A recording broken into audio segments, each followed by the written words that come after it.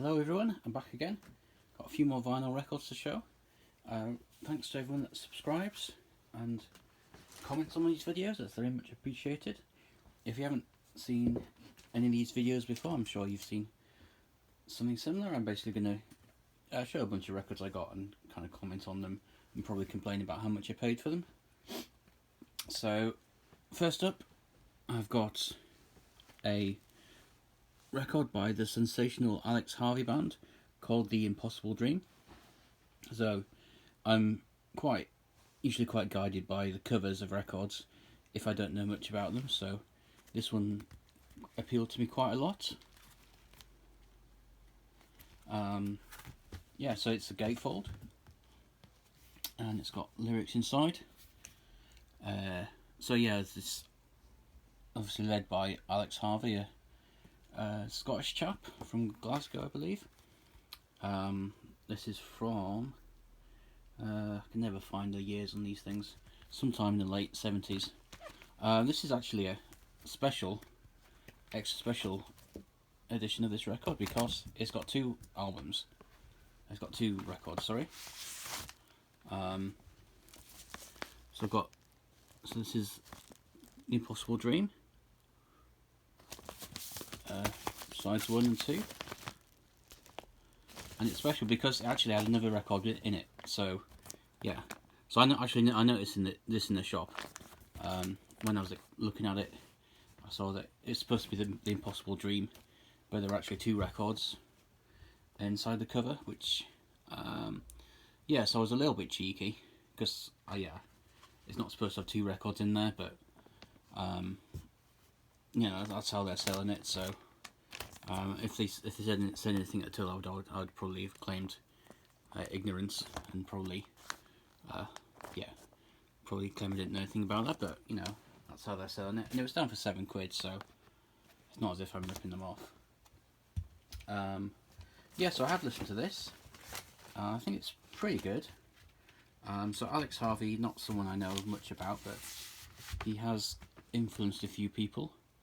I think Nick Cave cited him as one of his influences for some of his earlier work, so that's a pretty good recommendation.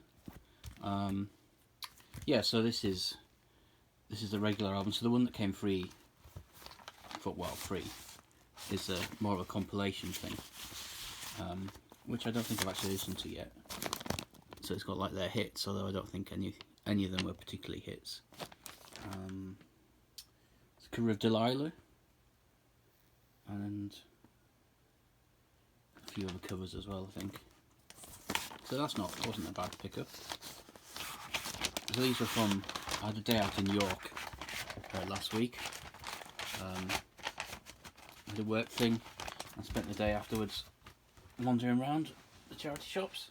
I was supposed to be meeting people, but that fell through, so I had all day to myself. It was pretty slim pickings, to be honest. So from the same shop as that Alex Harvey, I also got this album by Styx called Cornerstone. It's got quite a nice gatefold. Lyrics inside. So this is from 1979. So they're an American band. So my kind of go-to genre for vinyl is prog, and I knew that these were at some point considered a prog band. Now, unfortunately, this comes from the time when basically prog wasn't selling anymore, so a lot of bands went more commercial. So this is a lot more kind of poppy, and it has the song "Babe" on it, which if you don't know it, if you hear it, you'll probably feel like you know it because it's kind of a generic pop ballad. Yeah, kind of 80s power ballad. So first time I thought that, I got a bit. I kind of thought, oh, what have I done buying this album? But the rest of it wasn't as bad actually. Although, to be honest, there's a kind of time and a place for these power ballads. If I'm in the right mood, it's usually okay. So yeah, this was Styx. It's got a nice kind of inner sleeve.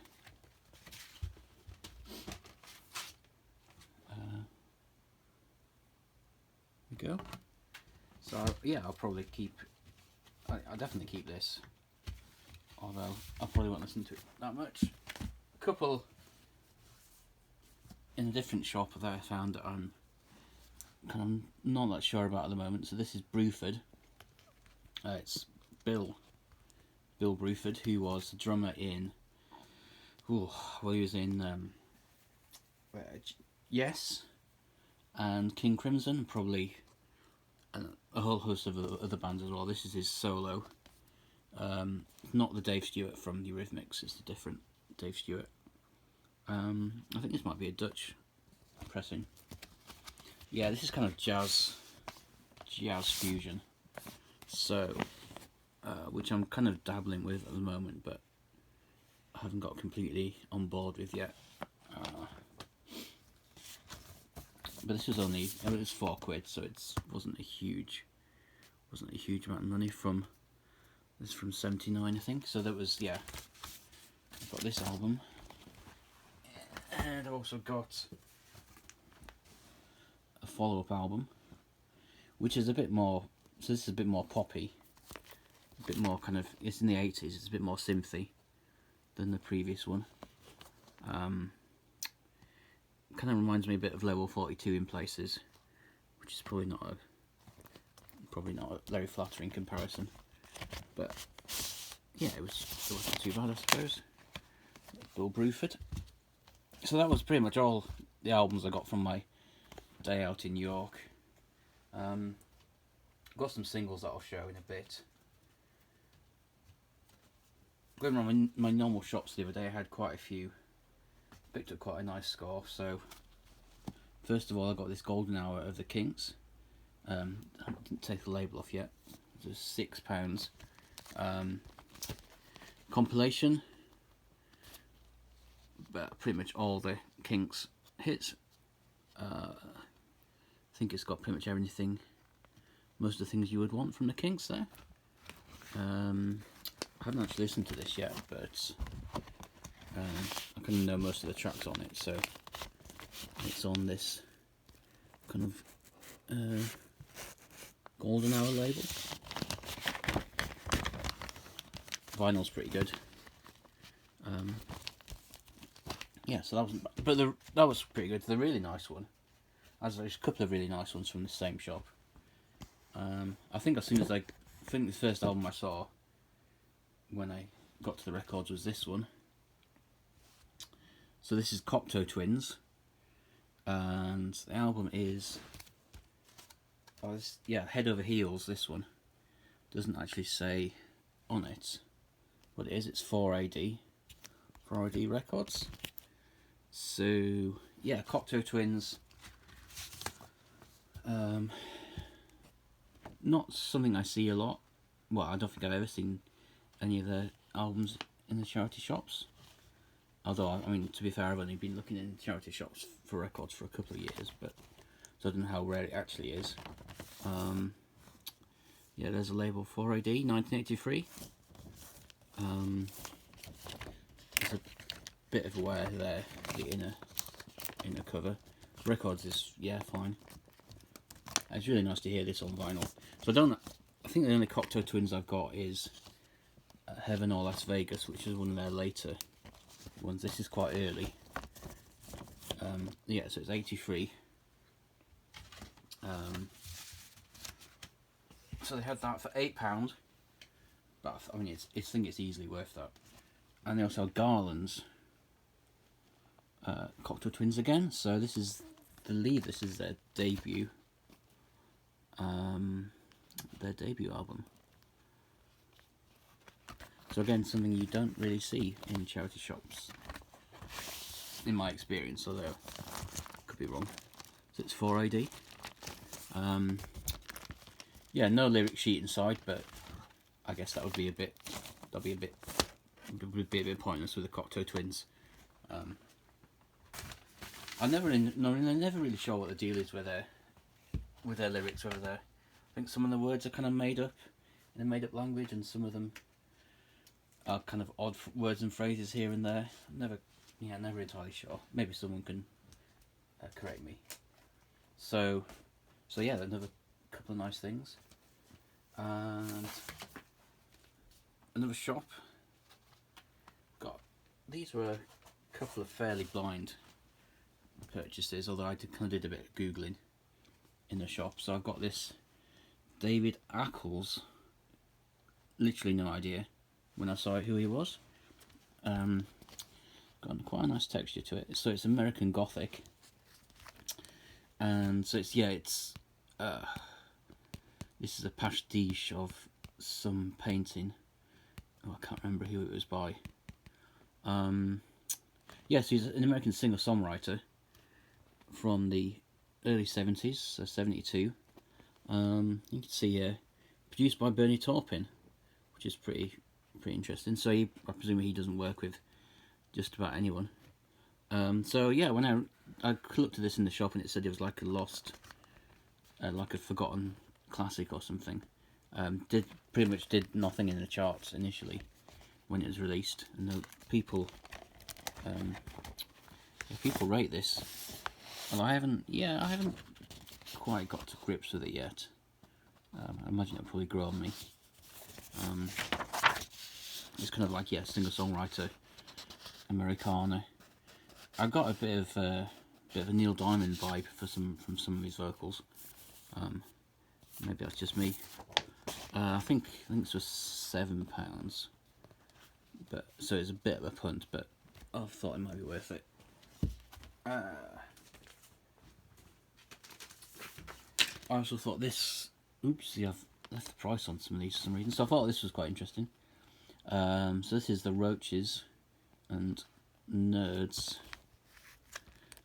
So these are all sisters. So there's 3 sisters.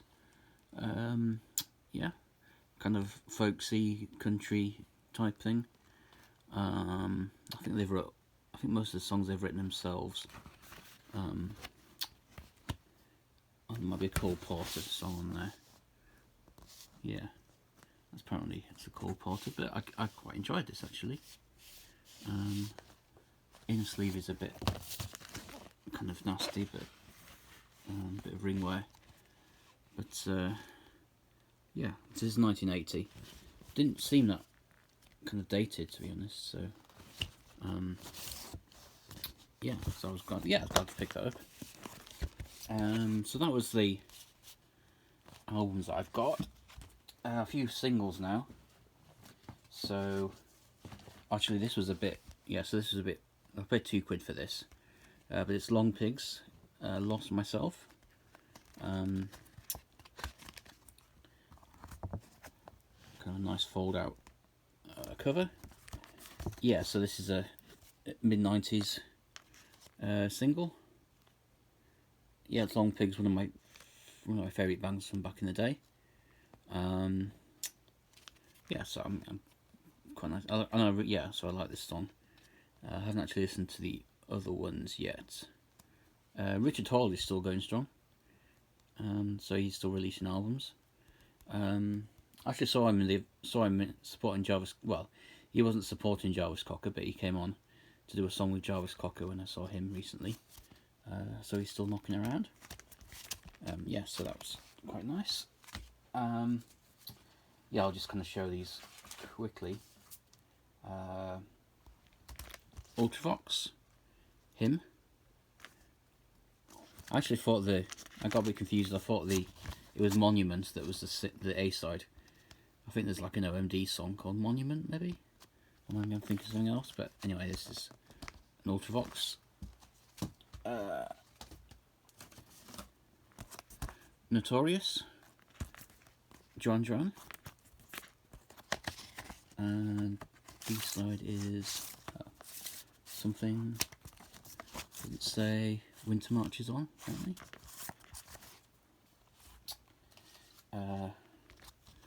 Rapper's Delight, Sugar Hill Gang.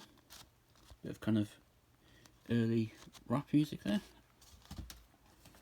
Got James, Oops, and Sound from sometime early 90s. New Order, True Faith, and 1963. So this is I think this is the first release of True Faith. I know they re-released it in the 90s, and they released 1963 as a single in its own right as well. So always nice to put some new order. And speaking of, I've also got World in Motion, which is the the 1990 England World Cup song. It kind of thanks some of the squad there for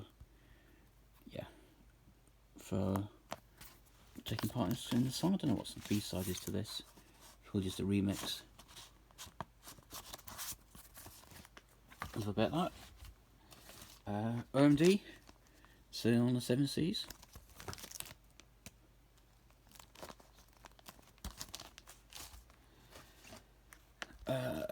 Booker T and the MGs, Green Onions. So it's slightly different, yeah. From 1963. Yeah, completely different change of pace there.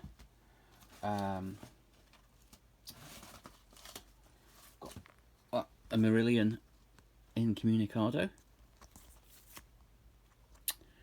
So this is near 1987 from their last album they did with Fish being the lead singer.